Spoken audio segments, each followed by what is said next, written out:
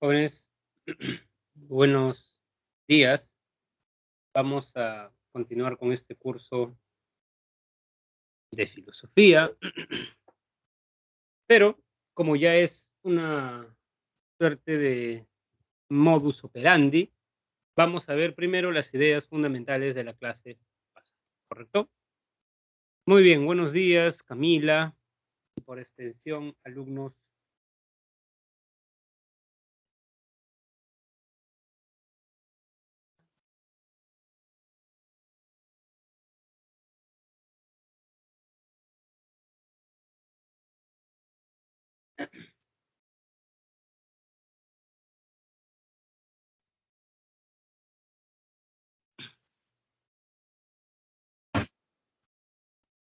Buenos días, Rocío.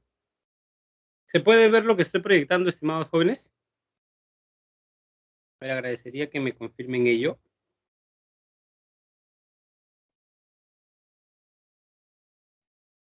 Muy bien. Entonces, les decía, jóvenes, que vamos a, muchas gracias, Rocío, recordar lo que vimos la semana pasada. Recuerden que la filosofía, digamos, peruana y latinoamericana, discute fundamentalmente dos problemas. Y el problema de la originalidad, ¿correcto? Entonces, según lo que vimos la semana pasada, jóvenes, los filósofos podríamos, bueno, los entendidos dicen que antes de la llegada de los españoles no hubo filosofía. La filosofía comienza con los españoles, ¿correcto? Muy bien. En el primer periodo, en el escolástico, se da el debate de la humanidad del indio. Recuerden que Ginés de Sepúlveda defiende que no son seres humanos y Bartolomé que sí son seres humanos. En la Ilustración se habla un poco de la independencia política en la famosa carta a los españoles americanos de Vizcarra de Guzmán. En el periodo romántico se discute sobre el destino de América. Está la famosa disputa conservadores, Bartolomé Herrera, con Benito Lazo, que era un liberal. El periodo positivista está representado por Manuel González Prada, jóvenes, y ya saben que creía que la ciencia iba a hacer progresar al Perú. Esa es la tesis del positivismo. El espiritualismo critica más bien al positivismo y señala que, a ver, el problema del Perú no es incrementar el PBI, podríamos decir, sino más bien es los problemas de corrupción. Entonces, si es así, habría que concentrarnos en dar una educación, como eso, una educación en valores, pero a todos, no a una minoría, a quienes van a gobernar, a una élite, ¿correcto? Muy bien. Y luego vimos, estimados jóvenes, ¿no?, el problema de la originalidad. Y vimos que Salazar Bondi señala que la filosofía es imitativa, inauténtica y alienada. No es original. En cambio, para Leopoldo Sea sí lo es. ¿Correcto? Muy bien, muy bien. A ver, ¿qué marcarían en la pregunta 1? Juan y Ana afirman que el conocimiento de la naturaleza y el hombre se debe sustentar en el principio de autoridad. En cambio, Felipe y Sofía sostienen que el conocimiento de la naturaleza no se fundamenta solo en los libros, sino en la observación y experimentación. ¿Quién define el principio de autoridad, jóvenes? O en todo caso, ¿en qué periodo se defiende el principio de autoridad? Lo acabamos de ver en el periodo. Pero jóvenes, esas preguntas son para ustedes, no son para mí, porque, digamos, ¿no? Yo soy un poquito versado, ¿no?, en filosofía. Entonces, ¿qué marcarían ahí?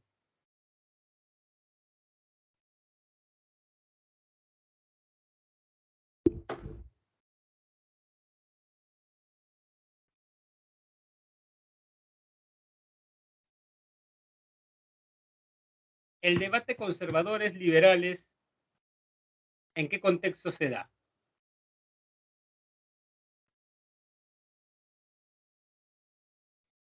¿En qué periodo?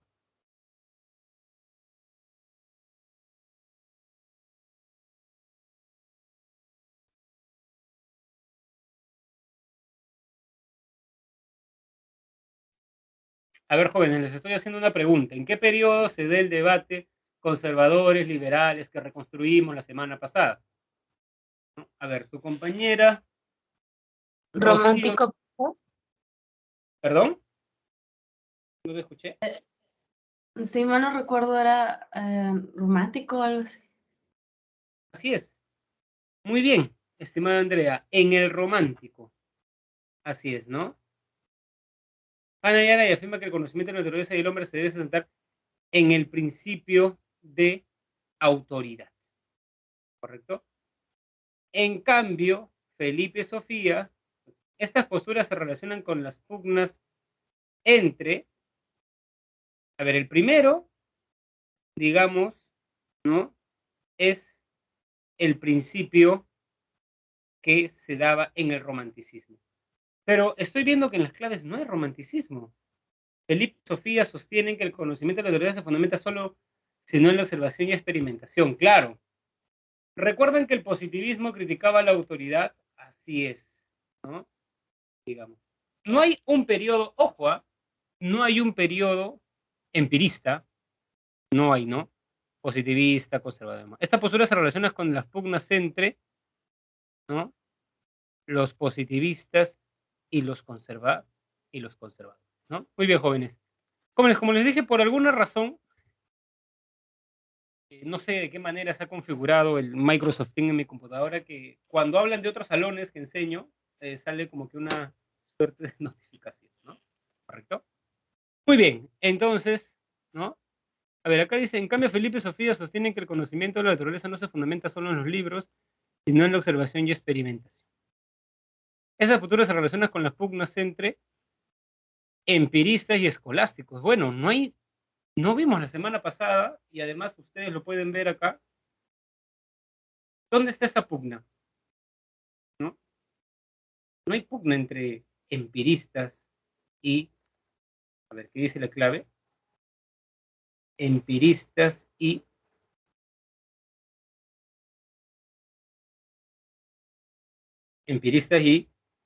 escolásticos, ¿no? ¿Correcto? Más bien debió ser lo que dijo su compañera, romanticismo, ¿no? Ellos, incluso si queremos ser más precisos, conservadores. Y ellos sí, digamos, ¿no? Positivistas. ¿Correcto? A ver, dos.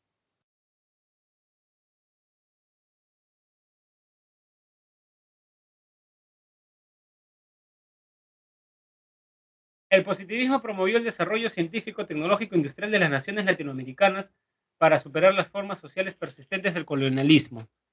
Se puede decir que esta forma de pensamiento buscaba,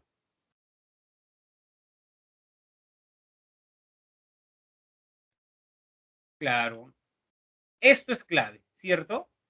Es más, ese es el lema del positivismo, no lo vayan a olvidar, ¿no? Muy bien.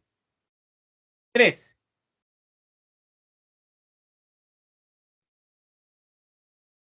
cuestionaban las costumbres y tradiciones retrógradas coloniales dominadas en el ámbito político, social y cultural de los países latinoamericanos. De lo mencionado se puede inferir que dichos intelectuales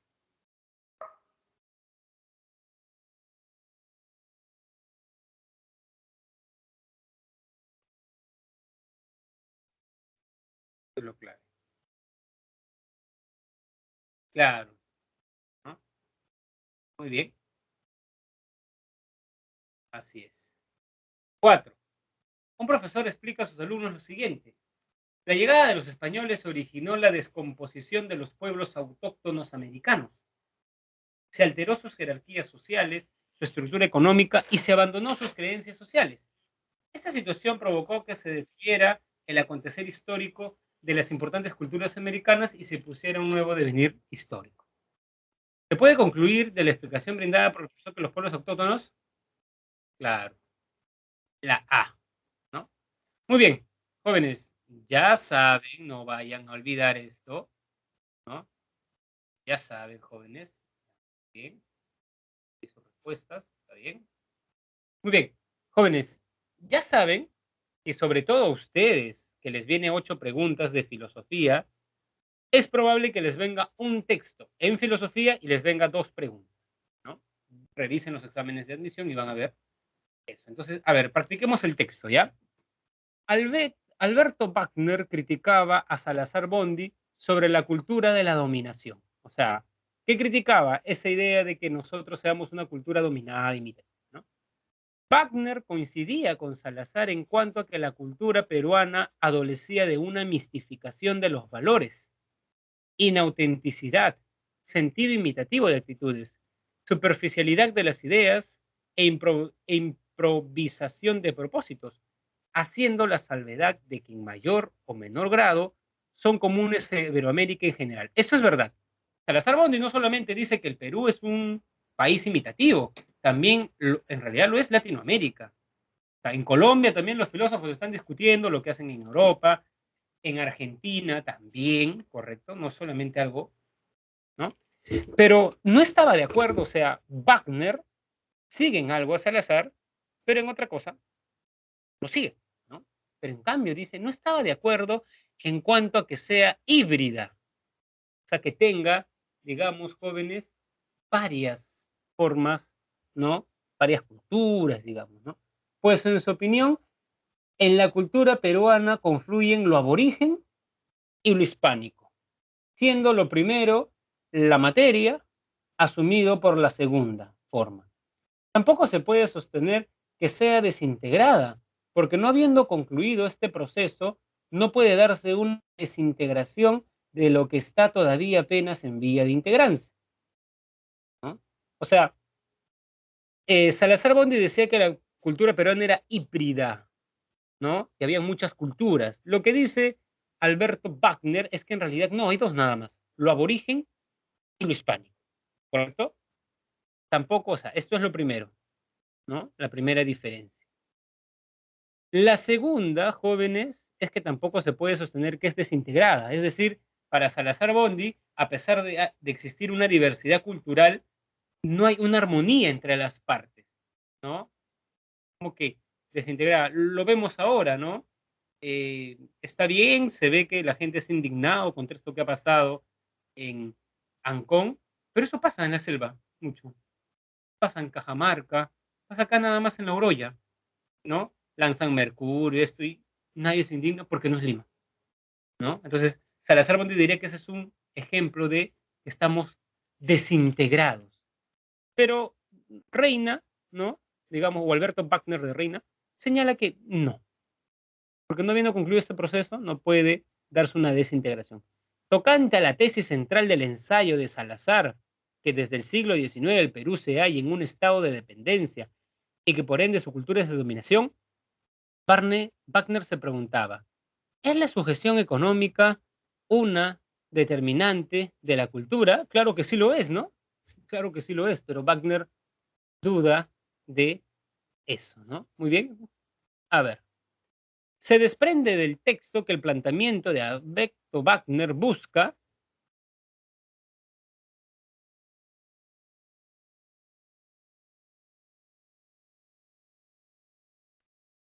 ya, de nos dicen, defender lo aborigen y lo hispánico, ya, pero como, digamos, de una cultura desintegrada, ¿no? O sea, acá el problema es desintegrada, porque él ha dicho, vean, por eso que tampoco se puede sostener que sea desintegrada, ¿no? Pero lo primero es cierto, estimada Rocío, ¿ah?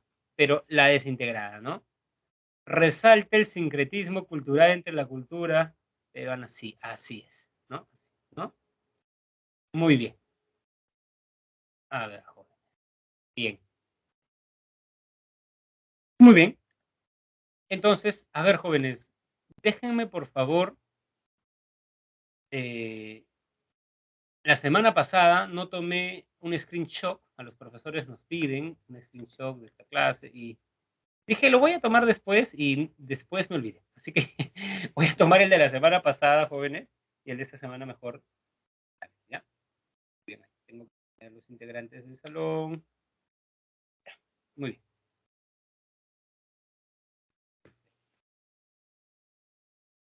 Capturas de pantalla, semana 3, lunes.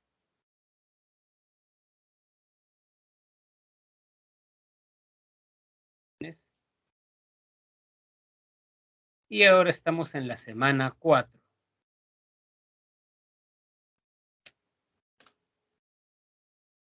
Bien.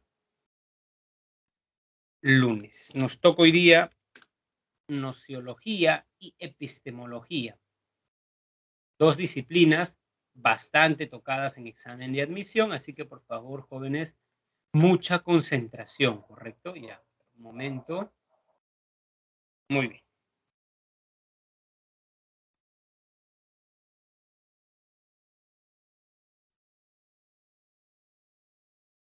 Muy bien. Entonces, ahora sí, vamos a empezar el abordaje temático. ¿Qué quiere decir eso? Ahora, a ver, primero, jóvenes, confírmenme si pueden ver lo que estoy proyectando. Los agradecería mucho. Sí se ve, profe. Muy bien, muchas gracias.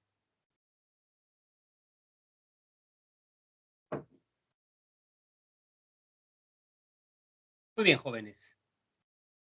A ver, lo que hemos hecho primero es un abordaje histórico.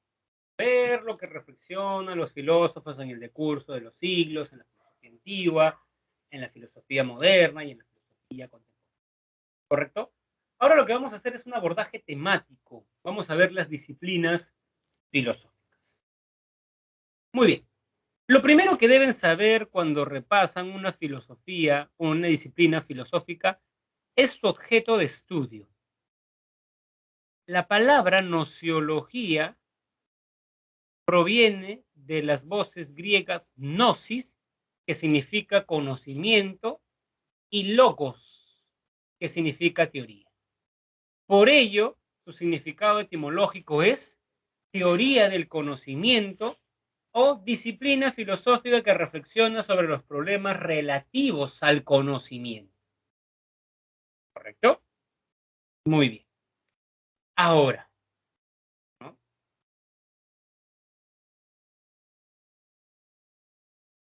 Bueno, esto es lo que le digo, ¿no? Analizar el origen y la posibilidad del conocimiento. O sea, ojo con esto, ¿ah? Porque he visto por ahí una pregunta. ¿La nociología produce conocimiento o analiza filosóficamente el conocimiento? Que no es lo mismo, ¿no? ¿Produce conocimiento o reflexiona sobre el conocimiento que producen?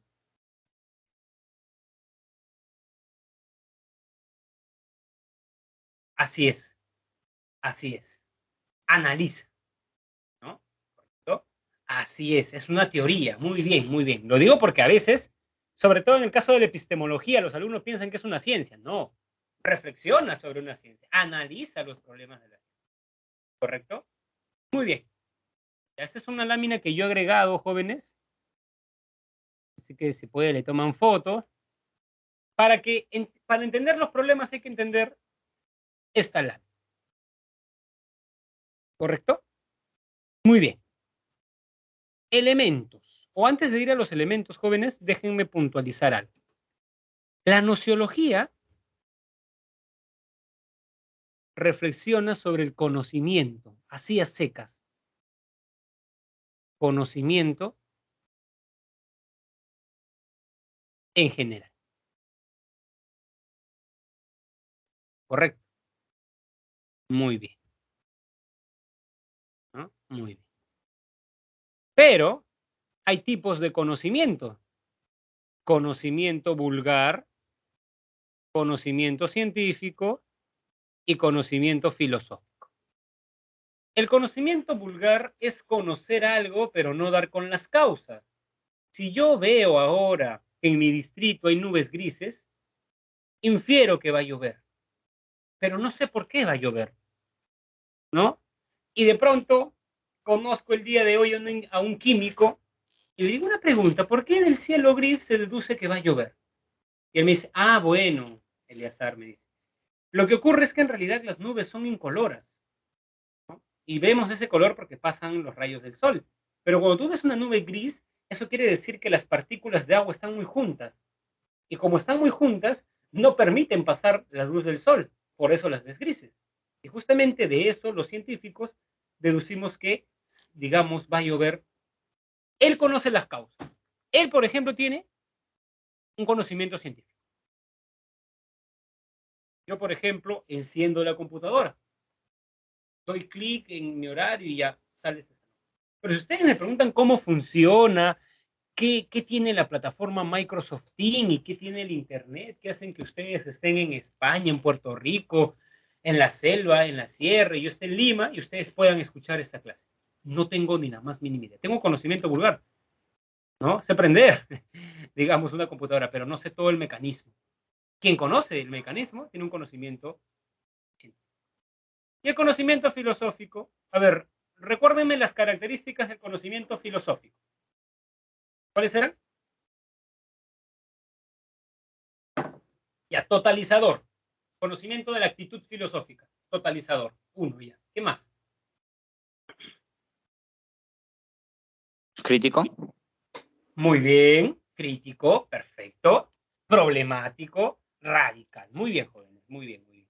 Jóvenes, yo tengo este abordaje de recordar los temas pasados porque personalmente creo que es un error tocar un tema y dejarlo ahí. No. Uno debe volver, ¿no? Y estar constantemente refrescando, ¿correcto? Para que el alumno esté constantemente repasando. ¿Estamos? Muy bien. Entonces, por lo que he explicado, la nociología es más general que la epistemología, ¿no? Lo que pasa que en nuestra civilización, estimados jóvenes, la ciencia se ha desarrollado tanto que los filósofos han creído necesario crear una disciplina filosófica en específico para reflexionar sobre el conocimiento científico. ¿Y cómo se llama la disciplina filosófica que reflexiona sobre el conocimiento científico y los problemas que entraña? Epistemología. Lo que les estoy diciendo, estimados jóvenes, ¿no? Es que la epistemología es una rama especializada de la nociología, porque la nociología investiga el conocimiento hacia secas, y la epistemología el conocimiento científico, que es un tipo de conocimiento. ¿Correcto? Eso es porque usualmente los chicos preguntan cómo puedo distinguir nociología de epistemología. He ahí la respuesta. Muy bien. Ese es un bonus que yo les doy, ¿no? Para que ustedes entiendan los problemas que vienen a continuación. Digamos, la nociología ve, estimados jóvenes, ¿no?, al conocimiento como un proceso. Tenemos al sujeto cognoscente, que es el que conoce, ¿no? Veo un perrito que duerme en la calle y me conmuevo y digo, caramba, ¿no? Pobre perrito, o un señor anciano durmiendo en la calle, o un reciclador, por ejemplo, ¿no? Durmiendo en la calle. Bueno, como que en verano, pero en invierno sí es mucho más peor, ¿no? Entonces, luego cuando vuelvo, digamos, ¿no?, a mi casa, dice que tengo una casa, tengo una cama, ¿no?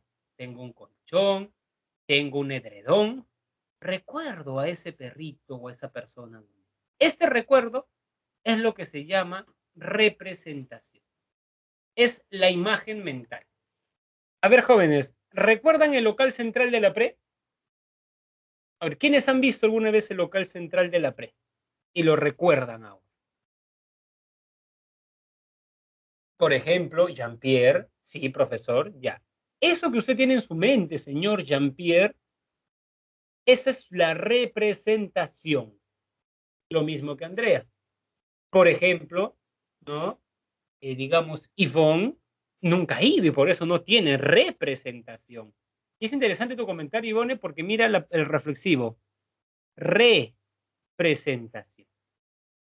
Para yo recordar a alguien me lo deben presentar primero. Hola. Y luego recuerdo. Representación. ¿Estamos? Muy bien. Imagen o copia exacta del. ¿Correcto? ¿No? Estos son los tres elementos, ¿no? Entonces, de pronto viene una pregunta, que es la siguiente. Jóvenes, yo puedo aprender con H, aprender las características del objeto y captarlo tal y como es, yo puedo aprender las características del objeto y captarlo tal y como es. O sea, yo veo un perrito, ya, sí, por ejemplo. Tu compañera Rocío dice que sí, ya. A ver, vamos a ver. Por eso quería explicar esto. ¿Puedo aprender las características del objeto? O sea, el perro en la realidad es como está en mi imagen mental, ¿no? Veo el Rottweiler que es color negro. ¿Es negro el perro en la realidad? Esa es la pregunta, ¿correcto? Muy bien. Ahí está, ¿no? Problema del conocimiento, ¿no? Sobre la posibilidad. ¿Es posible conocer la realidad tal y como es? ¿Puedo aprender las características del objeto y conocerlo tal y como es? ¿Qué creen ustedes?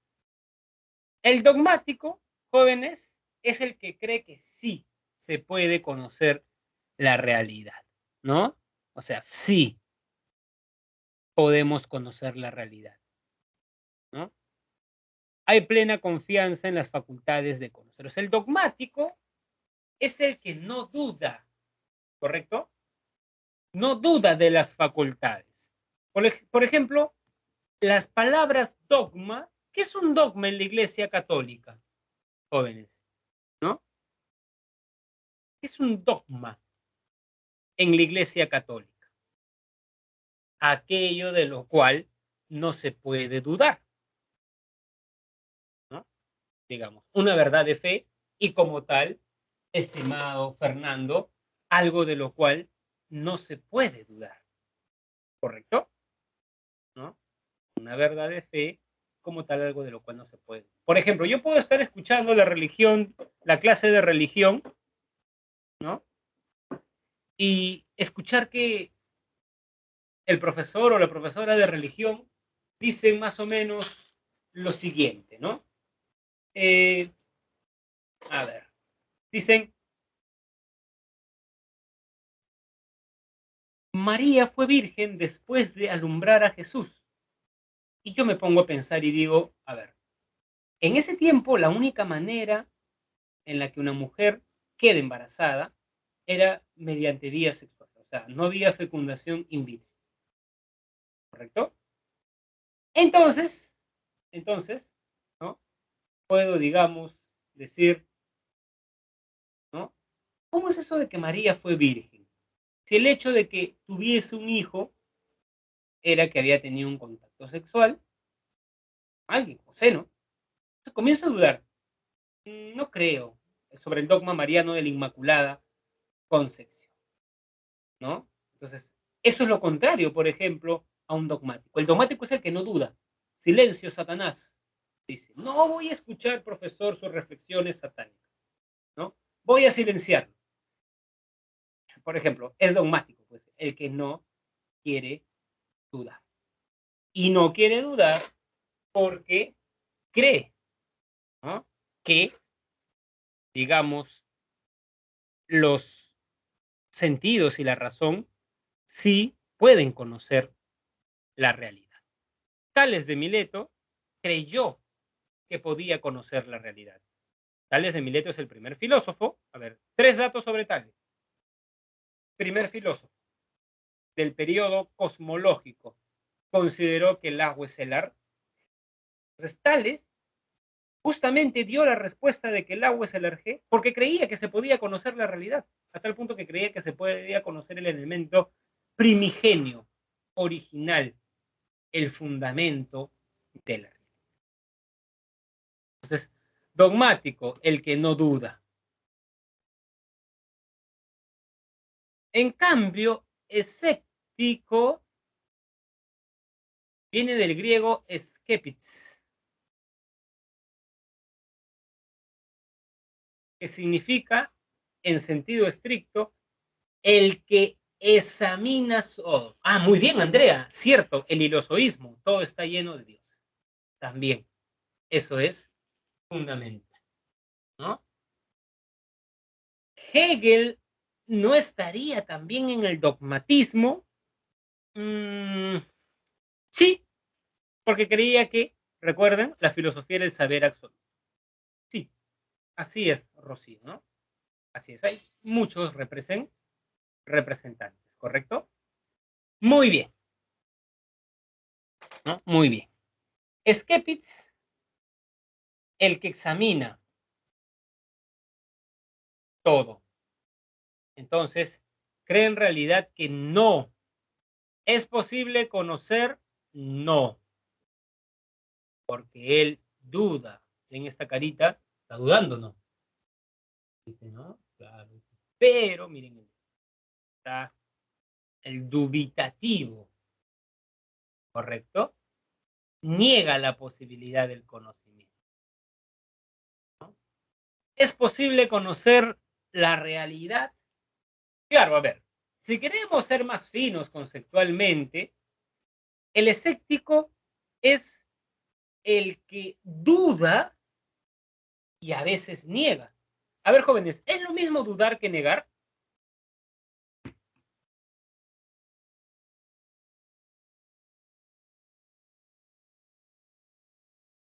No. Por ejemplo, eso lo dice Salazar Bondi, jóvenes, en sus clases para la universidad, Introducción a la Filosofía, ¿no? O perdón, Iniciación Filosófica. Que la palabra escepticismo tiene dos acepciones. La primera es que niega, pero la segunda es el que duda. Y dudar no es lo mismo que negar. Entonces, esa es como que la ambigüedad un poco semántica. Niega, ¿no? No es posible los conocimientos del mundo. A ver, acá también les voy a dar un dato más. Escéptico radical. El escéptico radical piensa que no es posible conocer nada.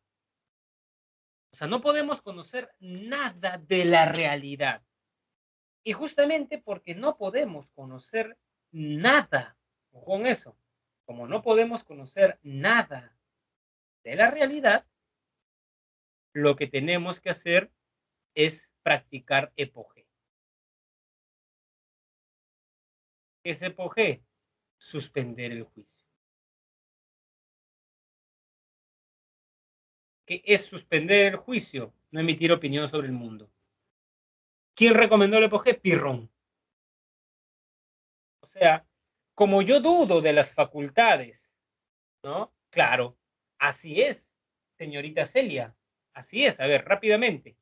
4 periodos de la filosofía antigua.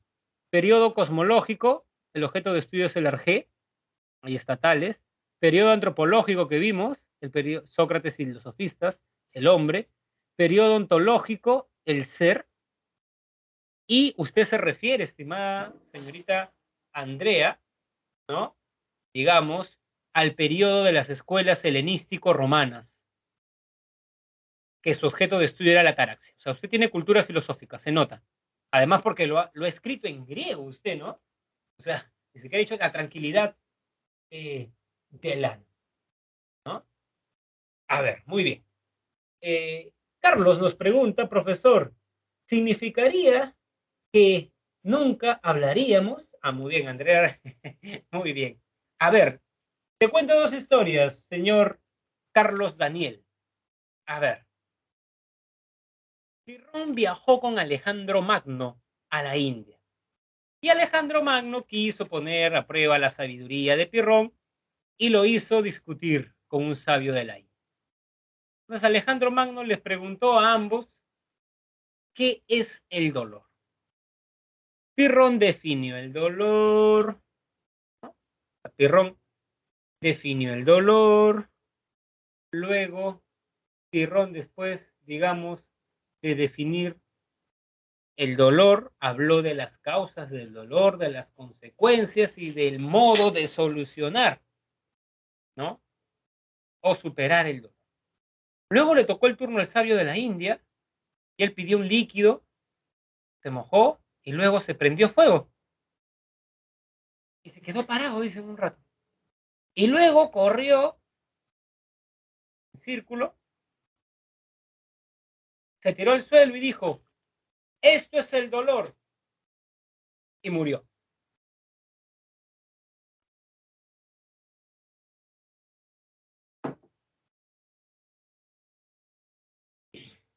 Luego, muy bien, Daniel. Luego, por ejemplo, ¿no?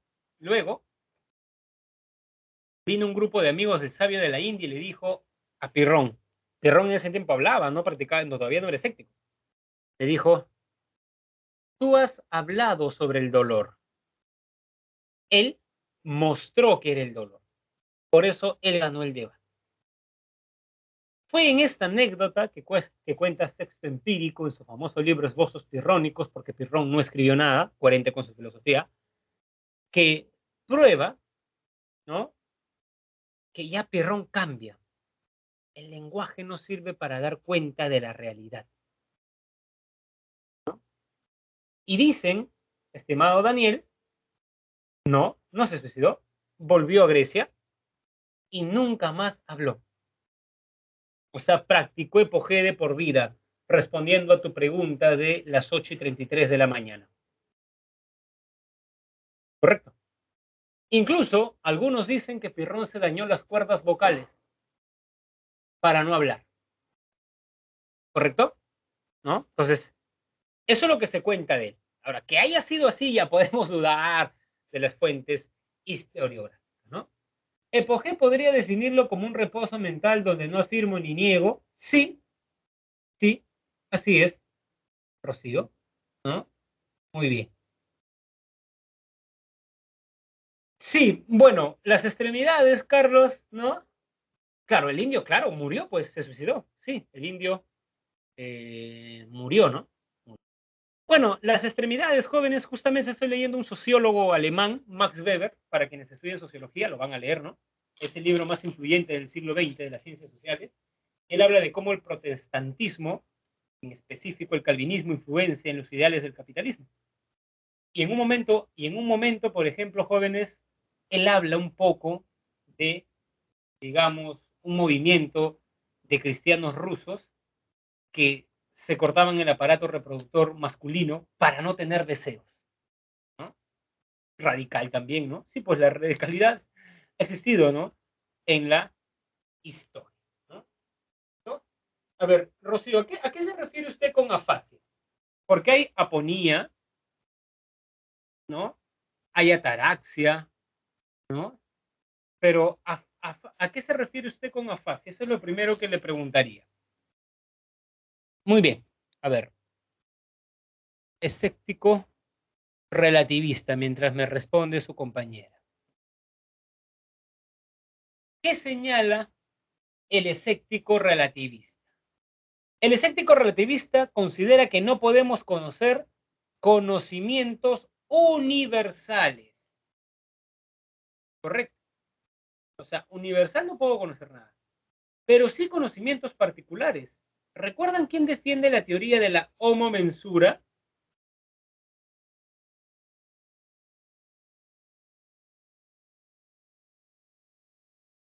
El hombre es la medida de todas las cosas, de las que son en cuanto que son y de las que no son en cuanto que no son.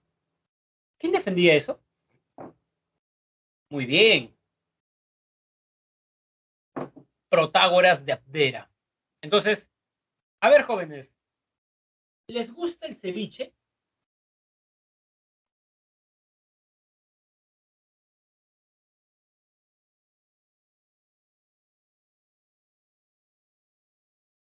Ya, muy bien. Carlos dice sí. A ver, ¿cuántos alumnos tengo en este salón? 51 alumnos. Y solo uno responde. Ya, muy bien. Carlos dice que sí. Liliana dice que no. Berta dice que sí. Pablo dice depende, es cierto. Muy bien. Por ejemplo, a mí no me gusta el ceviche, al igual que Liliana, al igual que Miguel. ¿Se dan cuenta? Entonces, ¿hay una opinión absoluta sobre el ceviche que es delicioso? No, depende de cada individuo. Si ustedes sienten frío en estos momentos, pues para ustedes hace frío. Eso es un conocimiento para ustedes. No tendrían por qué practicar epogé. Practico epogé frente a conocimientos universales. ¿Correcto? Muy bien, muy bien. Ahora, los dogmáticos decían que sí, los escépticos decían que no. Pero luego viene Kant a decir que sí conocemos el fenómeno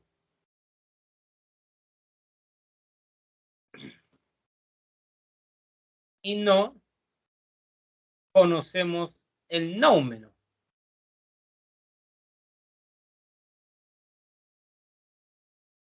Nómeno, no. ¿No? ¿Correcto? Por ejemplo, pensemos que en estos momentos estés, ¿no? En una parte del Perú que puedas ver la aurora cuando el sol sale, ¿no? Acá en Lima, que yo sepa, se ve más el ocaso, ¿no? Cuando se oculta. No sé si hay un lugar en Lima donde se ve, sale, ¿no? Tú estás viendo esto. La realidad, tú no la conoces, ese es el nombre. Incognoscible, ¿no? Tú conoces tu imagen mental. A ver, para ponerlo de manera más sencilla. Yo no sé qué hay acá en mi mano, jóvenes. Hay algo, sí, porque lo estoy tocando, pero ¿qué? No. Este es el nómeno. Acá hay una X para acá. Yo no sé qué hay. Profesor, pero yo veo algo marrón. Sí, eso marrón que ves está en tu mente. Eso marrón que tú ves, eso que llamas taza, está acá. En realidad está acá, no acá. ¿Correcto? ¿No? O por ejemplo, Rexona no te abandona, ¿no? A ver, ¿no? Cae en mi mano, ¿qué habrá? Siento algo, ¿no? Heladito, ¿no? Pero, ¿qué es en sentido estricto? I have no idea, como se dice, ¿no? No tengo idea, ¿no? Entonces, ¿no, jóvenes? Yo conozco lo que está acá. Pero a ver, antes de las preguntas, para terminar la explicación. Esto es el nómeno. No sé qué es. Profesor, pero yo estoy viendo. Es que lo que ustedes están viendo es lo que está acá. Siempre a los alumnos les molesta esto. ¿Eh? Yo me he dado cuenta en clase cuando uno les explica, porque el alumno cree que la pizarra es blanca. No, jóvenes, no lo es, ¿no? Nosotros la percibimos, así que es otra cosa, ¿no? ¿Correcto? Muy bien, entonces ahí está, ¿no? Nómeno y fenómeno, ¿no? Conocemos el aparecer. ¿Recuerdan el ejemplo que les puse en la clase correspondiente? ¿No? Digamos. ¿Ustedes me conocen, jóvenes?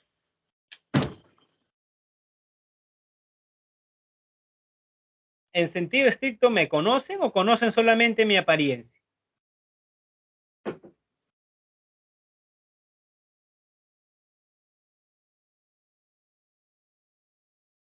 Solo el aparecer. Claro. Solo mi aparecer los días lunes de 8 a 9 y 5. Correcto. Muy bien. Entonces, ojo, ¿ah? Para acá en el conocimiento es limitado. Esto es lo clave. En Kant. Muy bien. Acá vamos a repasar una clase que vimos. Sobre el origen del conocimiento. A ver, volvamos a nuestro... Ahí está. Tengo la imagen mental de ese perrito que está en la calle, a la intemperie. Esta imagen, jóvenes, se forma fundamentalmente por la facultad de la razón o por la experiencia.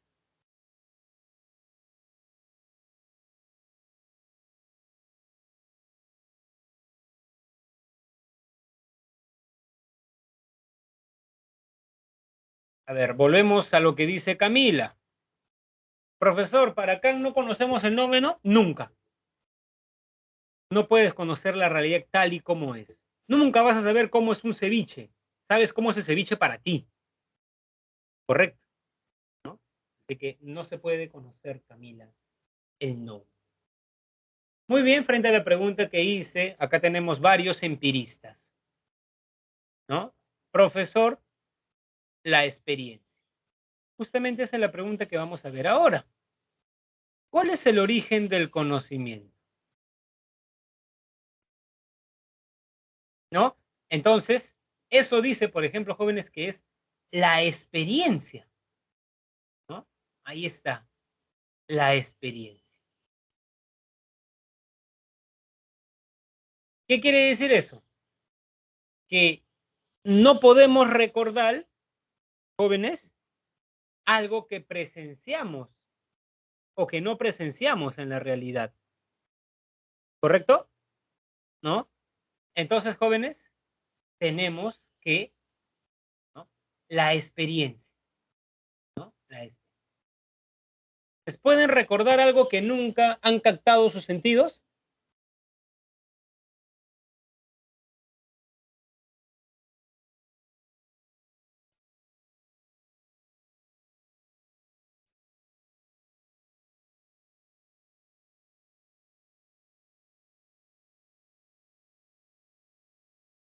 Así es, pues, ¿no?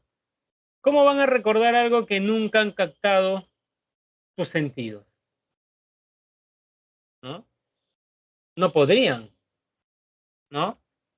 Como la alumna que me dijo, no recuerdo el local de la pre.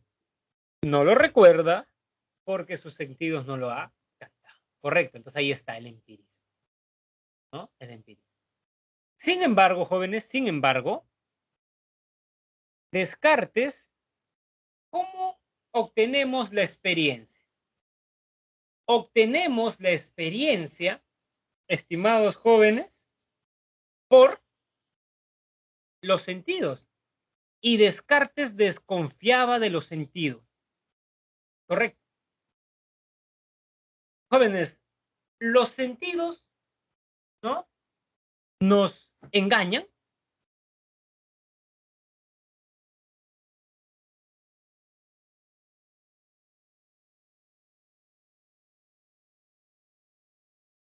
Cuando vemos el sol de un tamaño, ¿el sol es así? ¿No? Algo así, ¿no? Ahí es, ¿no? ¿El sol es de ese tamaño? Dice, sí, Naomi. ¿El sol es de ese tamaño, Naomi? Mi cabeza es más grande que el sol.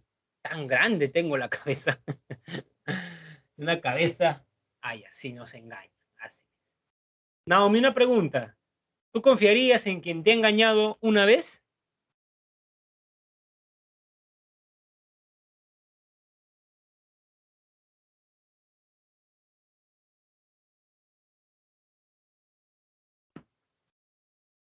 Naomi, ¿usted confiaría en quien lo ha engañado una vez? No. Así es. Entonces, si los sentidos te engañan, debe ser la razón la fuente del conocimiento. Mira, eso está fácil, sí, porque ¿qué dice? ¿Cómo se llaman los que dicen que la razón es la fuente del conocimiento? Racionalismo. Y los que dicen la experiencia, empirismo. Hasta el nombre ayuda. ¿Correcto? ¿Cuál era el método de René Descartes?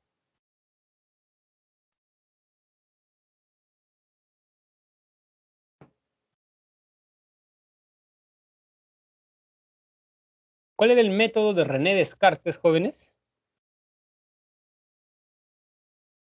Muy bien, la duda metódica. Dudar, ¿no? Dudar, y es sobre todo lo que nos han enseñado. ¿Cuál es la primera certeza a la que llega Descartes después de poner en práctica la duda metódica?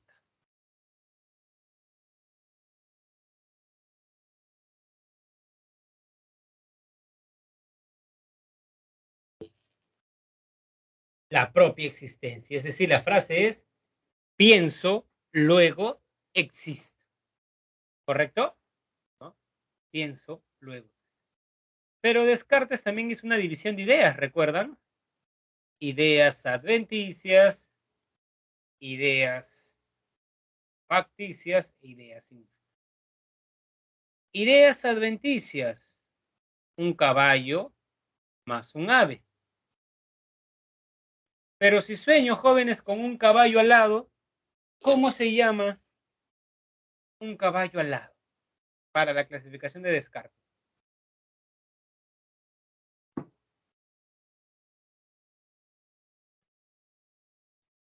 ¿Qué tipo de idea es un Pegaso para Descartes? Cuando combinas dos ideas. Ahí está. Pero están las innatas, las que tenemos desde el nacimiento, antes de toda experiencia. La idea de Dios. Por ejemplo, para Descartes, ¿no?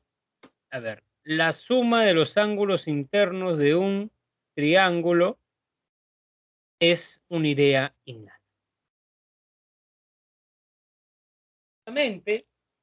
Y acá volvemos a explicar para su compañera Rocío, ¿no?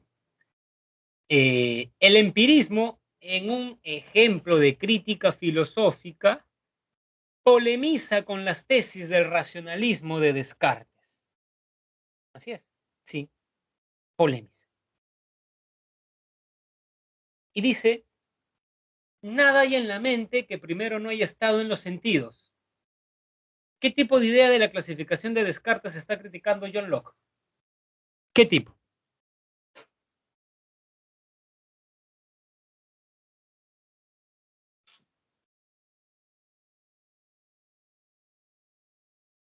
No tengo en la mente. Así es.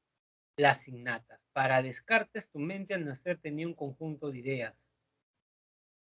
Para John Locke, toda idea proviene de la experiencia, lo que quiere decir que nuestra mente es como una tabula rasa, como un papel en blanco, un papel bond sin ningún trazo. Profesor, pero yo ya tengo ideas. Nadie ha dicho que no, pero tienen ideas, jóvenes, porque han escrito con experiencia, ¿no? Recuerdan su primer beso porque han tenido su primer beso. Recuerdan su fiesta de promoción, virtual, no importa, pero porque han tenido fiesta de promoción. Pero jóvenes, ¿recuerdan cuando se graduaron en la universidad?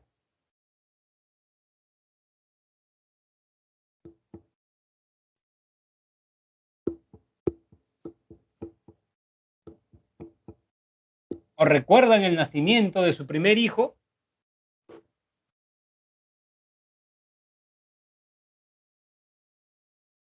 Porque no han tenido esa experiencia, ¿no? Porque no han tenido esa experiencia, ¿no? Así es, ¿no? ¿Correcto? Muy bien. Este es John Locke. Y claro, John Locke tenía un ejemplo interesante para criticar a Descartes, ¿no?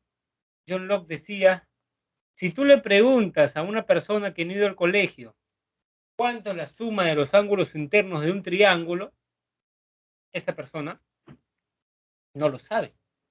Entonces, si esa persona no lo sabe, ¿cómo tienes idea, pero no es consciente de ello? ¿No? ¿Correcto? No, no. Ahí está, Víctor, no se preocupe, dentro de poco usted va a recordar su ingreso a San Marcos. Muy bien. Criticismo de Immanuel Kant. Recuerdan, hace una síntesis hegeliana entre racionalismo más el empirismo. Jóvenes, apagué mi ventilador porque sentí que lo gris, todo, pero ahora siento calor. Voy a volver a enseñar. Los sentidos me engañaron. Me hicieron creer que estaba haciendo frío, pero el bochorno existe, ¿no, jóvenes? Muy bien. A ver. Los racionalistas decían la razón. Los empiristas, la experiencia. Entonces, lo que dice Kant es que tienen que ser esos elementos. O sea, ¿por qué la razón sin la experiencia? ¿Por qué la experiencia sin la razón? Entonces, jóvenes, lo que dice Kant es que tenemos, ¿no?, razón más experiencia. Bueno, en realidad Kant no lo llama así, ¿no? A la experiencia la llama sensibilidad y a la razón entendimiento. Por razón Kant entiende otra cosa, pero para simplificar las cosas, razón y experiencia, ¿no? Entonces yo veo una manzana, pero ya saben que acá no hay una manzana, ¿no? Acá hay una X, ¿no? Incognoscible. Yo tengo acá. Entonces, esta envía intuiciones. ¿Qué es la sensibilidad? La capacidad de verme afectado por el mundo.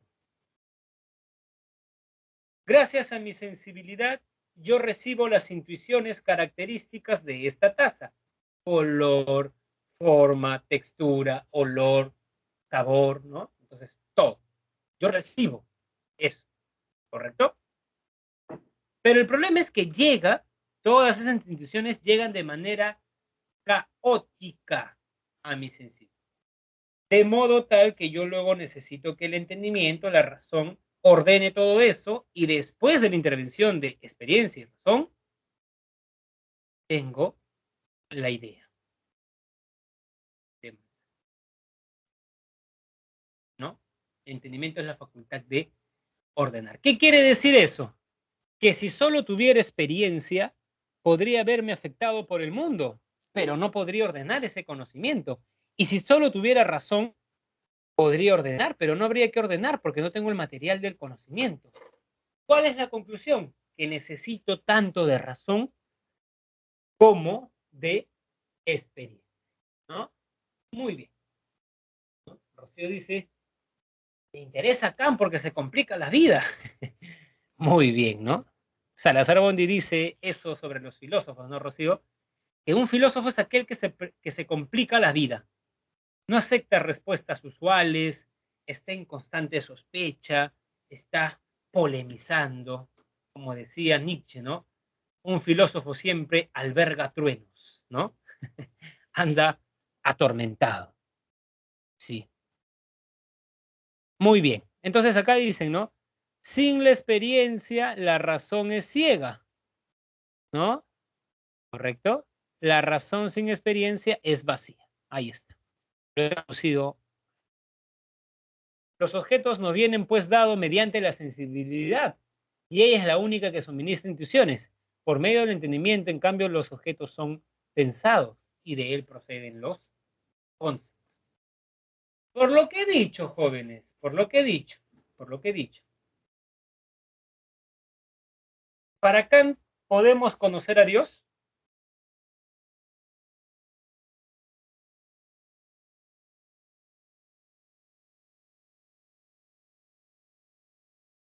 ¿Por qué no se puede? You can't, ¿no? Kant te dice you can't. No puedes. Así es. No hay experiencia de. Y por eso el pobre Kant fue, ¿no? Digamos, sacado de la Academia de Artes de Rusia, ¿no? Orde, orden. Así es. Muy bien. Terminamos nociología. A ver, jóvenes, como dice la ergonomía, la ciencia, ¿no? Ahora, ¿no? Que está de moda por esto que paramos muy sentados. Por favor, un descanso necesario también para la mente. Por favor, no vayan en otra pestaña a sus conversaciones de WhatsApp. Párense, estírense, tomen agua, que sus ojos descansen, ¿ya? Digamos, ¿no? Va a ser menos, Carlos. Muy bien, ¿ya, jóvenes? Por favor, ¿ya? Un descanso. Perfecto.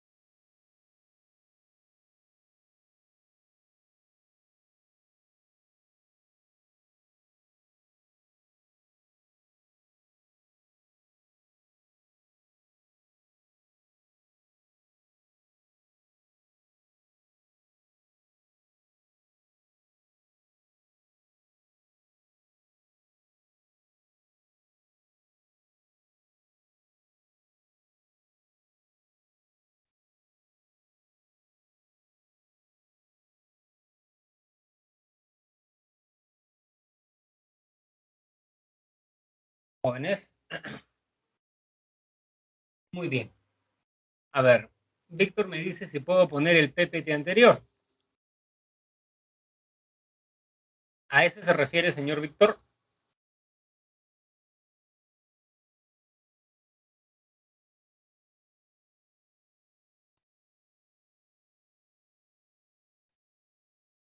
Bueno, creo que ese es el PPT anterior.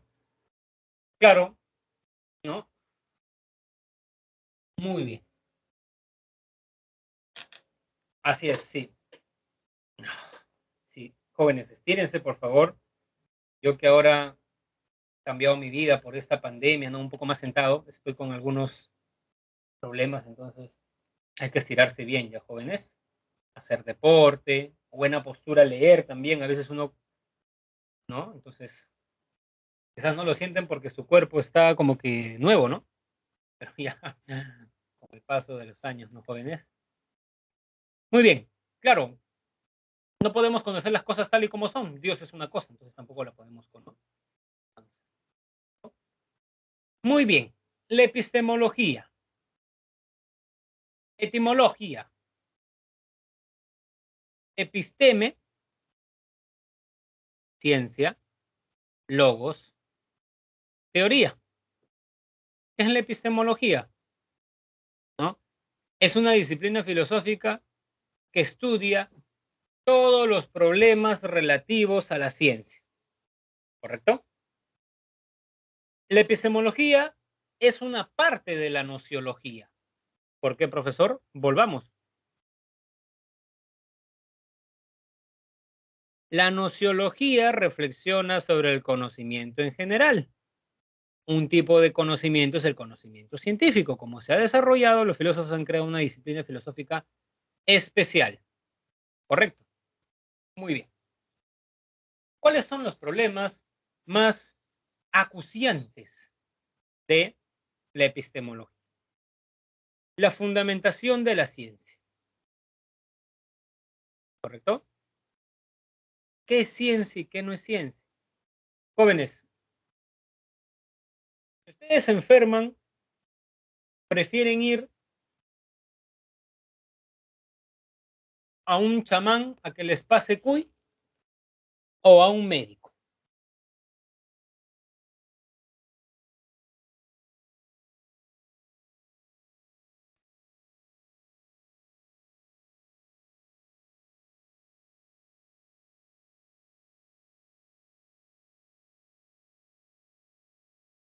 Al médico. Así es. Porque el médico ha estudiado una ciencia, ¿no? El médico ha estudiado una ciencia. ¿Correcto? Muy bien, entonces acá está la fundamentación de la ciencia. ¿Correcto? Muy bien. ¿Cuáles son los pasos del método científico? ¿Qué es una teoría científica? ¿No? ¿Correcto? Y las condiciones de validez. ¿Correcto? En el horóscopo, jóvenes. Claro. ¿Leen el horóscopo? Desconfían de los Géminis porque son el signo más infiel del zodiaco, ¿no? Y los Tauros presentes, el signo más fiel. Sí, joven, los Tauros son el signo más fiel del zodiaco, ¿no? No, no me explico eso. Muy bien, ¿no? Así es. Entonces, ¿no? Muy bien. Ahora, ¿qué es la ciencia? Es el conocimiento que se obtiene mediante el método científico, ¿correcto? ¿No? O sea, la ciencia, lo que dice la ciencia tiene que ser verificado.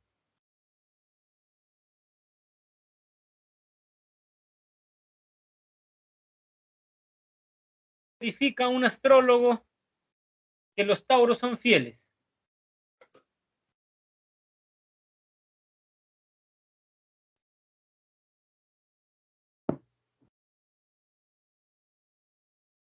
Y eso es interesante, ¿no? Porque la ciencia hace predicciones arriesgadas. El cometa Halley va a pasar el 25 de noviembre, o el 15 creo, del 2062. Eso puede ser refutado, puede pasar el 20 de diciembre. En cambio, justamente por eso la astrología no es una ciencia, ¿no? Porque el astrólogo dice, por ejemplo, ¿no? Tauro es el signo más fiel del zodiaco. Y de pronto tú llamas a Yossi Díaz Canseco en ritmo romántica y le dices, señora Yossi Díaz Canseco, mi pareja es Tauro, pero me ha engañado. Y Yossi dice, ah, bueno, lo que pasa es que hay dos tipos de Tauro. Los que nacen los primeros 15 días, esos son los fieles. Y los que nacen los últimos 15 días, ¿no? O por ejemplo, ¿no? Ellos son fieles cuando se enamoran, así dice. ¿No? Ellos son fieles cuando se enamoran. Nunca me he enamorado, jóvenes. Muy bien, ¿no? Sí dicen eso, ¿no? Que son fieles cuando se enamoran. Creo que cualquier persona, ¿no, jóvenes? Es fiel cuando se enamora, ¿no? Entonces, ¿no? Digamos, ¿no? Ahí está. Más que juegan con sus palabras, Carlos, no aceptan refutación, ¿no? Señor, mi pareja es Géminis y es muy fiel, es la chica más fiel que he conocido. Ah, es que existen dos Géminis. La de los primeros 15 días, ellas son, las otras no. O sea, ¿se dan cuenta? Siempre salen con argucias, ¿no? Siempre salen con argucias, ¿no? Más que juegan con sus palabras, no admiten refutación. ¿Correcto? ¿No? Muy bien. Por eso no es una ciencia, ¿no? Porque el conocimiento científico, ¿no? Es un conjunto de conocimientos, o sea, que ha pasado por el método científico, ordenado sistemáticamente. ¿Qué quiere decir eso? Que todo lo que tenga que ver con el espacio y el tiempo es física, materia es química, cuerpos celestes es astrología, o perdón, astronomía, que sí es una ciencia, y las leyes de la sociedad, la sociología, y está, sistemática. Permite deducir principios y leyes generales, y tiene un carácter falible, ahí está. La ciencia es falible. El científico puede estarse equivocando, jóvenes, ¿no? El científico puede estar equivocándose. Y luego viene otro y lo perfecciona, ¿no? ¿Correcto? Justamente porque es falible, es perfectible. Pero las pseudociencias son infalibles, pues. No se equivocan. Estas personas que hacen amarres, a veces estoy caminando, ¿no? Y veo, ¿no? Digamos, ¿no? Amarre eterno, volverá a ti en 7 días, paga el octavo. ¿Por qué hacen esas cosas? Y veo ahí que la gente está tomando fotos, ¿no? Qué aburrido, ¿no? Que te amarren a alguien. Yo pagaría más bien para que me desamarren de alguien, ¿no? Pero que te amarren, o sea, el ser humano en realidad, jóvenes, es sorprendente, ¿no? O sea, pero bueno, ¿no? Tauro, luna ascendente, dice Ruth. ¿Qué será eso, Ruth? No tengo, digamos, ¿no? Muy bien, ¿no? Eso es peligroso. Bueno, Carlos, yo pienso que eso no es nada, pero, o sea, tú piensas que ya, bueno, ¿no? Ya lo dejo al libre arbitrio de cada, de cada uno, ¿no, jóvenes? Bien, entonces, es falible, pues. ¿Qué pasa si no resulta eso? El Señor va a decir, no, es que quizás ella también ha contratado un chamán y estamos en una lucha de poderes, así como que con Pokémones, ¿no? No sé, pues, ¿no? Saldrá con una argucia, pues, no sé qué argucia, ¿no? Pero trajiste un cabello de ella, no habrá sido otro cabello, ¿no? Digamos, ¿no? Perfecto, ¿no? Muy bien, ¿no? Ahí está. Busca resultados medibles. Pruebas. Ojo con eso. Pruebas empíricas. ¿No? Porque de hablar uno puede hablar cualquier cosa, ¿no? Muy bien, ¿no? Está basado en hechos, no en opiniones, creencias o fe. Tus conocimientos se verifican. se verifican, se validan. Y justamente por eso también la experiencia puede refutarlo, ¿no? Ahí está la magia negra con la magia blanca, ahí están, ¿no? Esas, ¿no?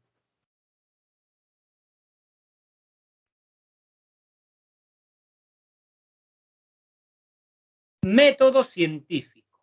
A ver, jóvenes, ¿qué filósofo escribió el, digamos, libro El discurso del método? Ahí está, Rocío dice, es malo hacer amarres, si no te quiere, no te quiere. Es que, Rocío, yo creo que no existen los amarres, ¿no? O sea, eso es una ficción, ¿no? Ahora, podría ser, Rocío, que alguien haya ido y diga, sí, él ya no me quería, pero yo hice el amarre, me cobró, pero ese señor es efectivo. Puede ser una coincidencia, ¿no? Puede ser una coincidencia, ¿no? ¿Por qué tendría que ser efecto, digamos, de eso, ¿no? Muy bien, ¿no? Pues, no es verificable, mejor dicho, eh, Rocío, no es verificable, ¿no? Correcto. Muy bien. ¿Qué filósofo escribe el libro El discurso del método?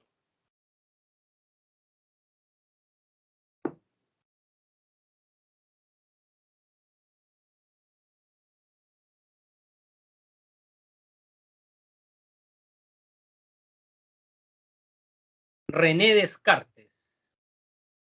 ¿Qué es el método? Método en griego es camino. Es el camino que tú sigues para poder arribar a conocimiento. ¿Correcto? Primero es el problema. Formulas una pregunta. Vamos a poner un ejemplo que comenta el profesor Julio Sanz Sanmarquino en su libro, ¿no? Introducción a la ciencia. Año o década de 1840. Viena. Ocurría un problema. O sea, la tasa de mortandad de mujeres era 20%. O sea, de 100 mujeres que entraban a dar a luz al hospital de Viena, morían 20. Pero lo más sorprendente para Semmelweis es que más morían en el pabellón A. La relación era de 3-1 en el pabellón. Entonces Semmelweis se preguntó, ¿por qué? ¿Por qué mueren más en el pabellón A? Entonces comenzó a estudiar, se dio cuenta que acá estaban los practicantes de medicina, eran varones, y acá estaban comadronas, hoy día diríamos obstetras, que eran mujeres. ¿Correcto? Entonces, frente a esta situación, a un problema, uno formula una hipótesis. Es decir, una posible respuesta o una respuesta tentativa. Así es, Semmelweis. Así es, él mismo es.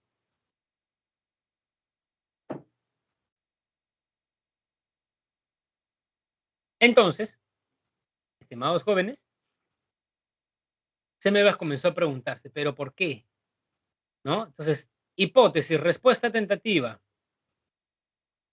Quizás sea un cura, dijo Semmelweis, porque cuando una mujer moría, un cura iba con una campana y Semmelweis creía que eso aterraba a las otras mujeres y producto de ese miedo les daba una fiebre y luego moría. Le dijo al cura, no vengas un mes, por favor, ¿no? Y el cura no fue. Y seguía muriendo el 20% y seguía muriendo más en el pabellón A que en el pabellón. Luego intercambió, los practicantes de medicina se fueron al pabellón B y las obstetras al pabellón A y estos números se intercambiaron. 1, 3. Y Semmelweis dijo, algo hacen mal los médicos, como son varones, quizás más rudos, jalan una hemorragia. En cambio, las mujeres, como ya tienen más oficio, ¿no? Digamos, un momento, jóvenes, vamos a...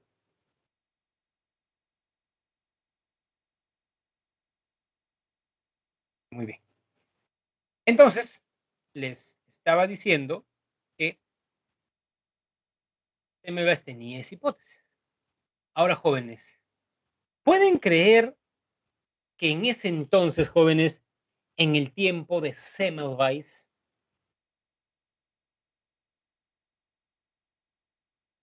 los médicos estaban en el mortuario haciendo una autopsia y de pronto decían, una mujer va a dar a luz y con agua se mojaban las manos, se las secaban, o sea, no se lavaban las manos? Bueno, no estábamos en la cultura de Pasteur, ¿no? Ni siquiera se habían descubierto los microorganismos, ¿no, jóvenes? Entonces, llevaban materia cadavérica en sus manos. Cuando ayudaban a la mujer a dar a luz, introducían materia cadavérica y eso les producía una fiebre y morían. La famosa fiebre puerperal o fiebre del parto. Semmelweis tenía esa hipótesis, ¿no? La materia cadavérica de las manos. ¿Cómo supo que eso es verdadero? Por la contrastación. Entonces Semmelweis dijo, si la materia cadavérica es la causa de la muerte de las mujeres, si la gente se lava las manos, si la gente se lava las manos con un desinfectante poderoso, el cloruro cálcico me parece que era en ese entonces, ¿no? Fiebre puerperal, así se llamaba esta enfermedad, o fiebre del parto.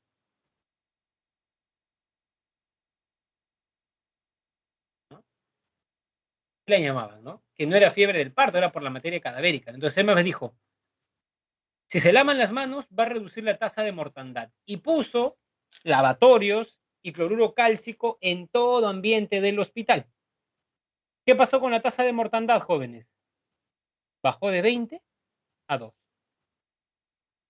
¿Contrastó o no su hipótesis?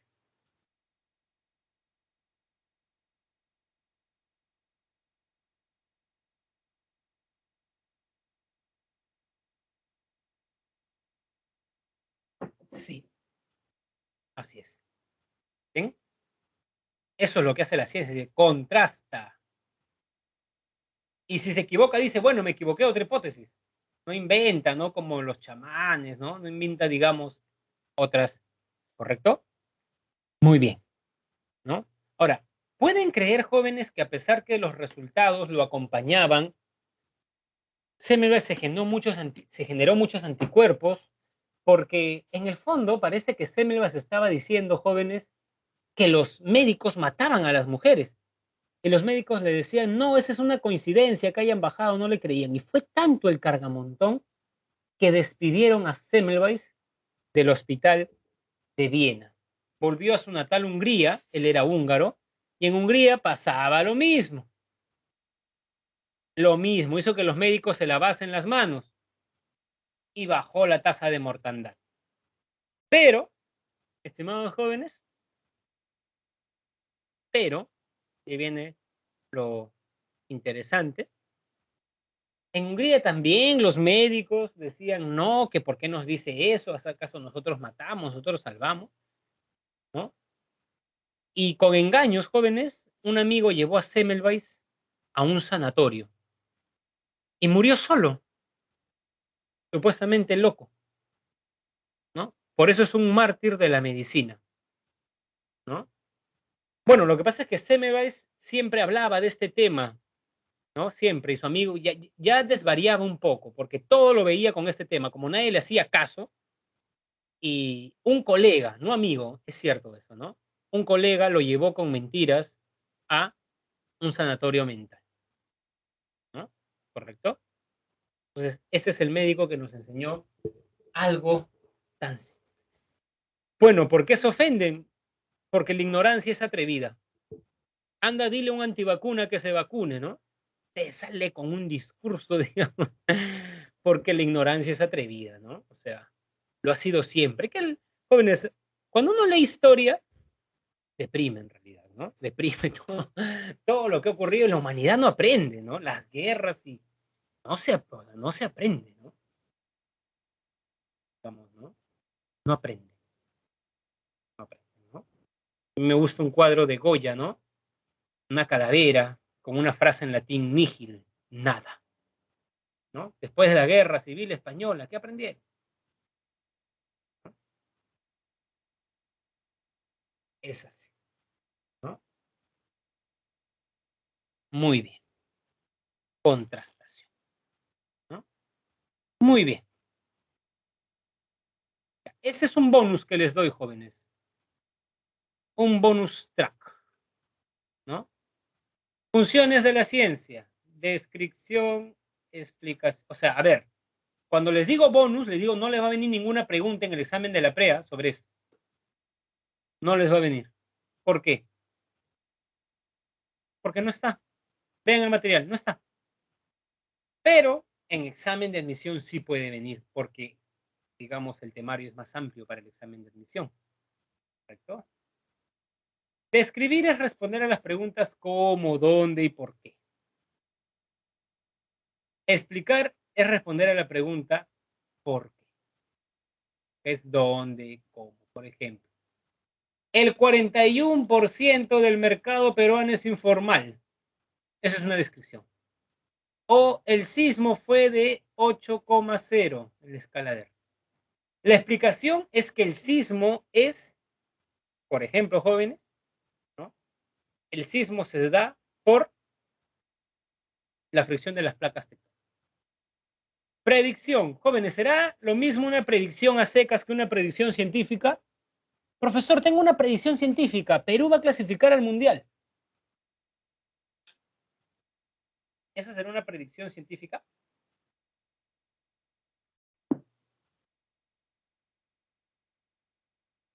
Sí, Carlos, es que el anterior ciclo tenía 18 semanas. Este tiene 9. Esa es la razón, ¿no? Muy bien. De lejos, ya no es una ya muy bien. Predicción. Adelantarnos a nuevos sucesos. Jóvenes, dicen que una predicción científica, estaba leyendo el otro día una revista, es que las contraseñas van a quedar obsoletas.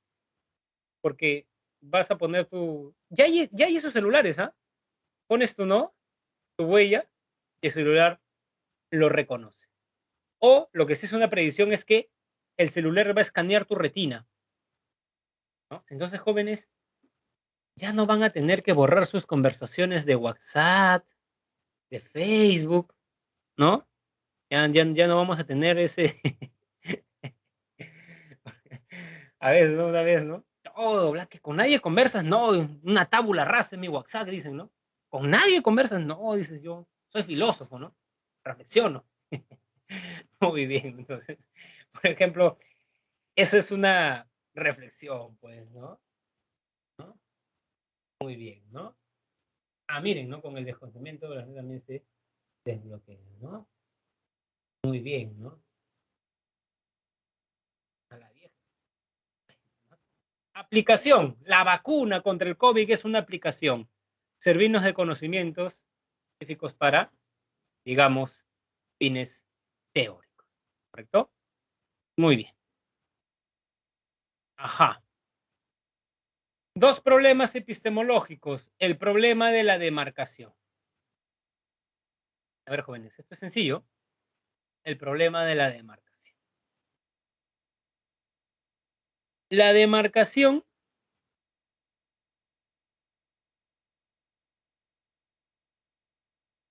supone justamente lo que les estaba diciendo. A ver, jóvenes, una pregunta. Les voy a decir el saber y ustedes me van a decir si es ciencia o pseudociencia. ¿La química es una ciencia o una pseudociencia?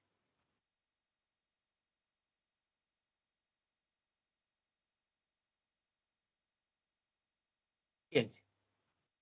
Muy bien. La astrología. Ver cómo el movimiento de los astros influye en tu personalidad, cómo si eres Tauro eres fiel, Géminis infiel, ¿no? Eres irascible, si eres Leo, no sé. Ya eso estoy inventando ya. Digamos, no, ya pseudociencia. Astrología. Jóvenes, ustedes tienen un criterio. ¿Cuál es su criterio? Porque yo les pregunto, ustedes me dicen, ciencia, no es ciencia. Tienen un criterio en la mente, sean conscientes o no, tienen un criterio. ¿Correcto? Ese es su criterio de demarcación para distinguir la ciencia de la pseudociencia. ¿Correcto?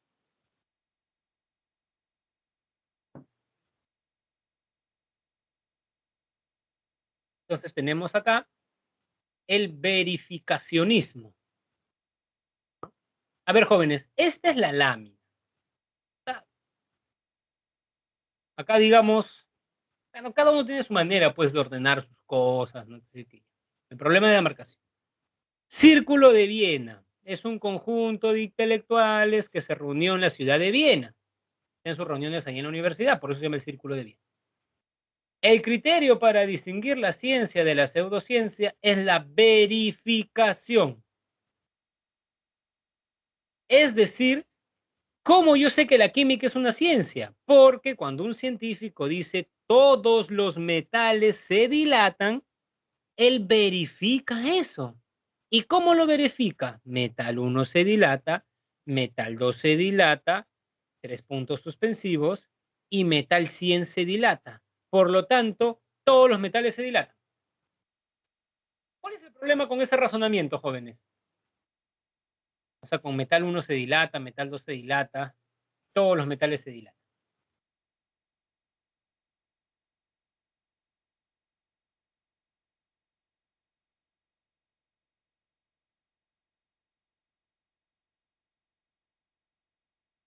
Puedes, basándote en individuos particulares, arribar a un enunciado general.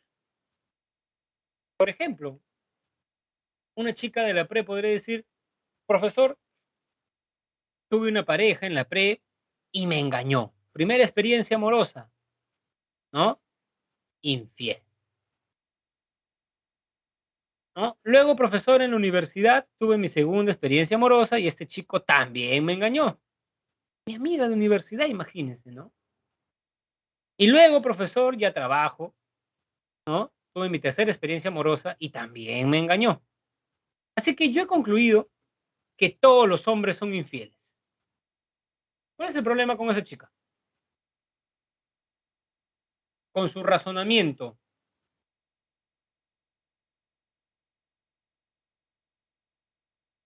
Por la experiencia de esa conclusión, por Así es, esas pues, tres ¿no? experiencias. Por tres experiencias, estimada señorita Gabriela, uno no puede decir que todos los hombres son infieles, ¿cierto? Es más, cuando alguien dice todos los hombres son infieles, ¿me lo está diciendo a mí? A ver, pensemos que estamos conversando, conozco una persona, ¿no? Ya en el mundo laboral, y me dice, todos los hombres son infieles, y me cuentes, ¿me está diciendo infiel a mí?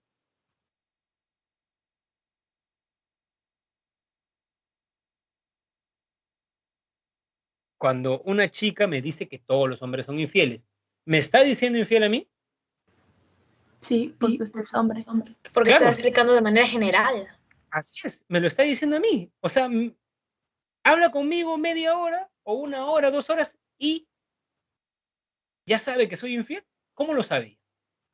¿Me has pillado? No, pues no.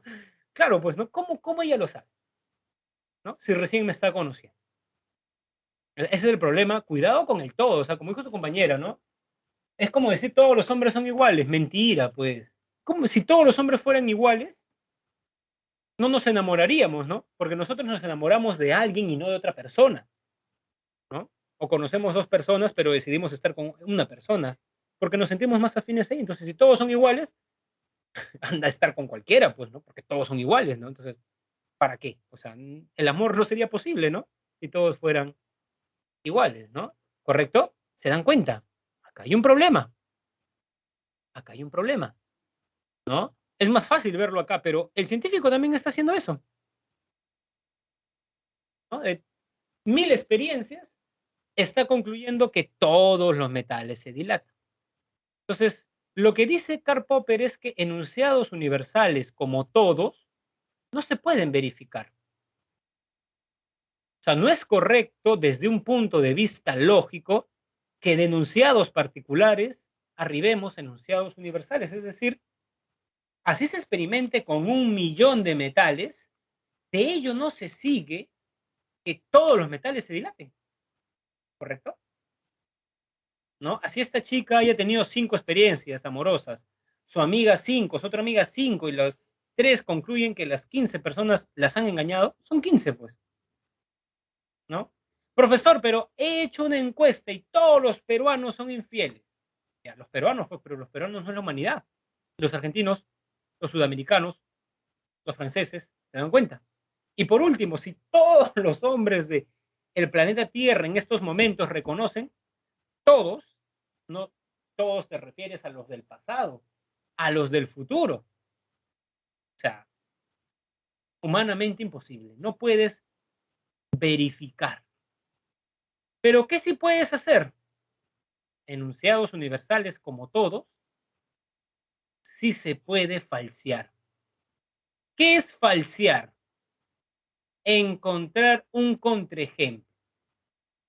Entonces, frente al enunciado todos los metales se dilatan, a decir de Karl Popper, lo que debemos buscar es un metal que no se dilate. Metal que no se dilate.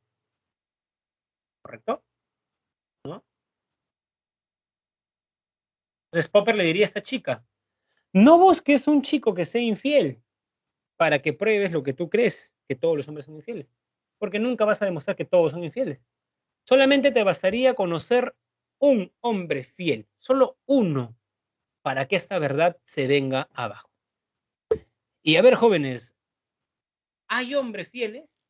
A ver, es el momento de los chicos en este salón. Solamente uno tiene que decir, profesor, yo soy fiel. ¿No? Ahí está. José Miguel, el contraejemplo popperiano. ¿No? Ané, ya, bueno, en el caso, ¿no? Ya, muy bien. ¿No? Ya, por ejemplo, ¿no? A Jean-Pierre, ¿no? Se reconoce, está bien, Jean-Pierre, hay que decir la verdad siempre, ¿no? Soy fiel a mis ideas, dice. Ya, bueno. Muy bien, ¿no? Ya, muy bien.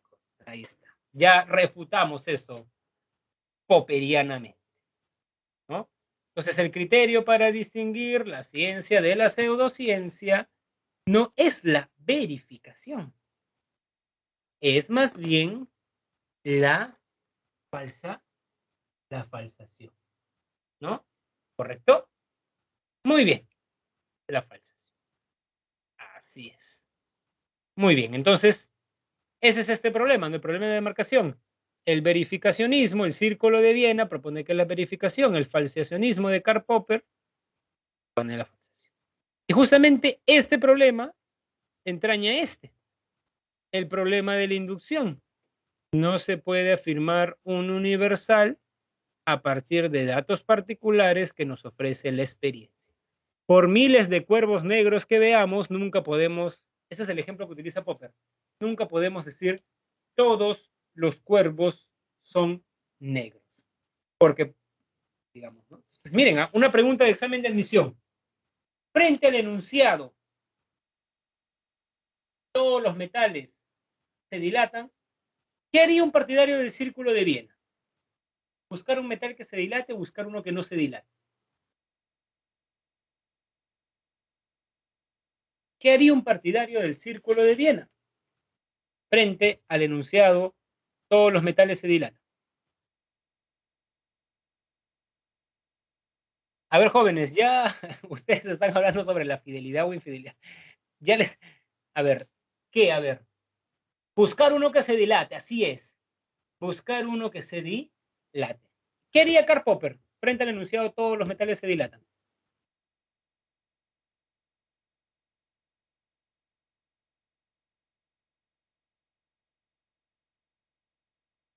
¿Buscar uno que se dilate o buscar uno que no se dilate? Claro, encontrar uno que no se dilate, ¿no? Así es.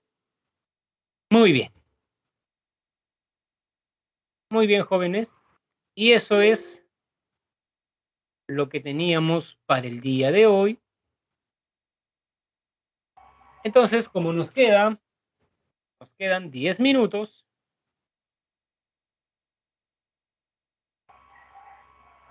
vamos a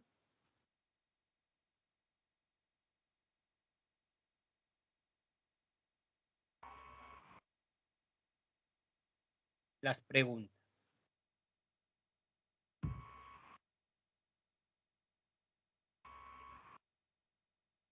En una discusión acerca de los beneficios de la tecnología, un profesor sostiene que no existe ninguna prueba suficiente para afirmar que las tecnologías modernas de la información mejoran el aprendizaje. Por lo contrario, conducen a un pensamiento superficial, distraen y tienen además unos efectos secundarios indeseables. Las dudas del profesor con respecto a la fiabilidad de esta información en relación con el problema sobre la posibilidad del conocimiento coincide con el que duda. Es cierto, ¿no? Hay personas que dicen que un chico con internet aprende mejor que un chico sin internet. Falso. ¿No? Porque el internet también distrae, ¿no? Así es. Muy bien. La postura escéptica. Algunas investigaciones científicas señalan que las personas con ceguera congénita no tienen sueños visuales. Asimismo, hay investigaciones que demuestran que los niños no conocen las verdades matemáticas en una etapa tan temprana. De ahí que si las ideas de matemática fueran innatas, los niños sabrían antes de ir a la escuela que la suma interna de los ángulos de un cuadrilátero es de 360 grados.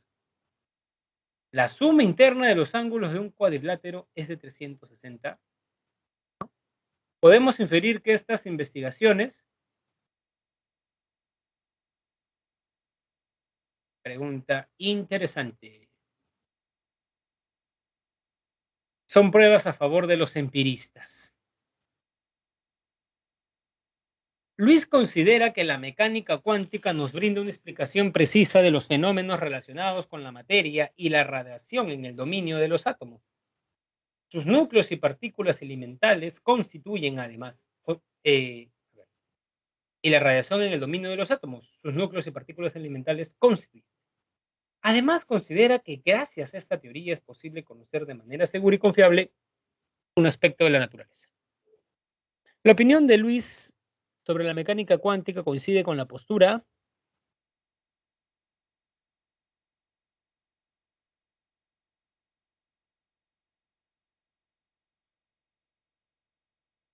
¿con qué postura?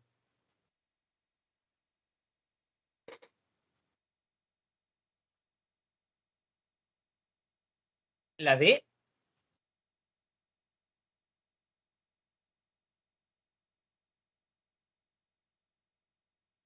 la de él cree que podemos conocer la realidad.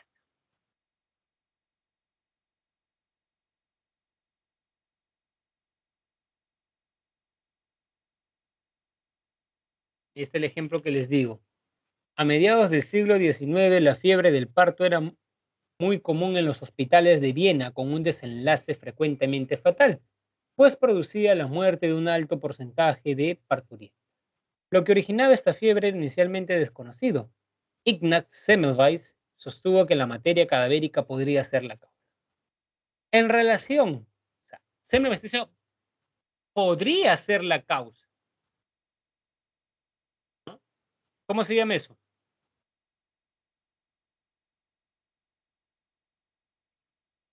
Hipótesis, muy bien.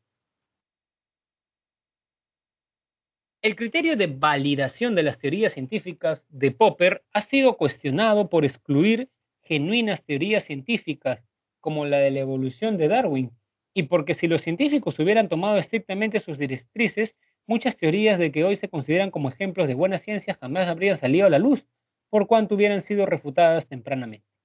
Estas afirmaciones representan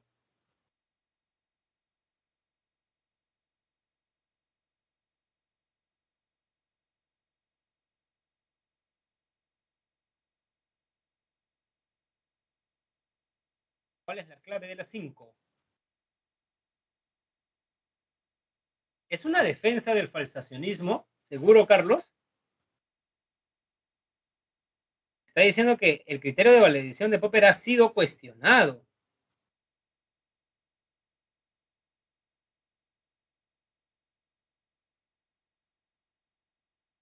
¿Un criterio que impide distinguir lo que es la ciencia y no es la ciencia? ¿Seguro? D. Un cuestionamiento al falsacionismo como criterio de demarcación. Ya saben, jóvenes, lean bien las preguntas, lean bien las preguntas. Muy bien.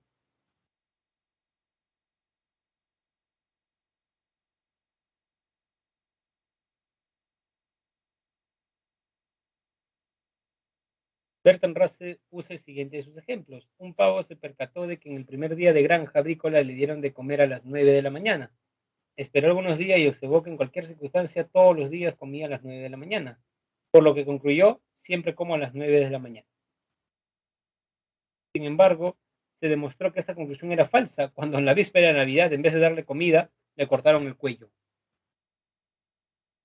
Día 1 me dan comida a las 9, día 2 me dan comida a las 9, día 3 me dan comida a las 9. Por lo tanto, todos los días me darán comida a las 9.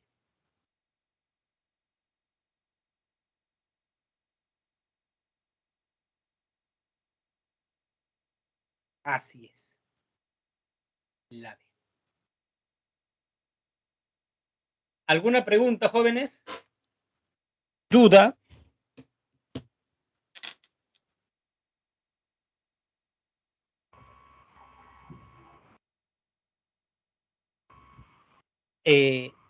Lo que pasa, Lucero, estimada Lucero, es que, a ver, Popper discute un problema epistemológico, ¿correcto? Lo que usted me pregunta es un problema social, ¿no? Los estereotipos, ¿no? No sé, pues pensar que, por ejemplo, la paisana Jacinta, ¿no? Pensar que una persona en la sierra es así, o el programa El Negro Mama, ¿no? Que estereotipan. Hay mucho racismo ahí, ¿no? Y ese es un problema social. Popper está discutiendo más un problema científico, ¿no? ¿Correcto? Más un problema de filosofía, podríamos decir, ¿no? Pero claro, extendiendo su filosofía podríamos decir que sí, ¿no? Porque los estereotipos más o menos son, conozco persona una, o sea, conozco una persona de la selva y veo que es alegre, se ríe mucho. Conozco otra persona de la selva y veo que también se ríe mucho. Tercera persona, y por lo tanto, todas las personas de la selva son felices y de buen carácter, ¿no? ¿Correcto? ¿No? Podríamos decir que, ¿correcto? Profe, Dígame. profe, una consulta. Sí. En un libro que estaba leyendo de física, estaban diciendo que cuando la verificación es imposible, es física. Ya, cuando la verificación, pero no te escuché lo último, La Rocío. verificación es imposible, es Ya que, la, metafísica. ya que la verificación es imposible. Ajá, y es metafísica. Claro, en un libro de física, ¿me comentaste? No de filosofía, que te da un Claro. concepto. Es que es cierto eso, Rocío. Es imposible, porque ¿cómo tú demuestras que todos, digamos, ¿no? Te basas en enunciados particulares y el problema lógico es cómo recuerdan, ¿no? Los razonamientos inductivos son probables, no son necesarios. Si el día de hoy, por ejemplo, las nubes están grises y llueve más tarde, mañana nubes grises, llueve miércoles, es probable que si el jueves veo nubes grises llueva, pero no es necesario. Y recuerden que las leyes científicas son necesarias. Así es, Rocío, ¿no? Es metafísica, estás especulando, estás yendo más allá de lo que los datos, porque ese dato que tú ves es un metal que se dilata. No estás viendo todos dilatándose, ¿correcto? Gracias, profesor. Muy bien. Muy bien, jóvenes. La siguiente semana comenzamos con la lectura. Practiquen la lectura de todos modos y cualquier pregunta que tengan, como su compañera Rocío, me la pueden hacer. ¿Correcto, jóvenes? Un muy buen fin de semana, ¿no, jóvenes? Muy bien. Carlos dice, sí. Así es, Carlos Daniel. Ese ejemplo lo tomé de Russell. Es el ejemplo que Russell está comentando. Sí. Pero ese ejemplo lo pongo, Carlos, en la clase de empirismo cuando se ve a David Hume en el ciclo regular. Ese ejemplo, yo, digamos, es como un ejemplo que me basé en el ejemplo de Russell que ha venido en la pregunta 6, ¿no? Muy bien, sí, así es, ¿no? Muy bien. Muy bien, jóvenes, gracias, Carlos, por recordar ese ejemplo. Muy bien, jóvenes, con mucha fuerza, por favor, la semana, por favor, estudien, sean disciplinados, ¿no? Y nos vemos el siguiente lunes. ¿Ya, jóvenes? ¿Correcto? Muy bien. Gracias. Muy bien, jóvenes, nos vemos. Cuídense.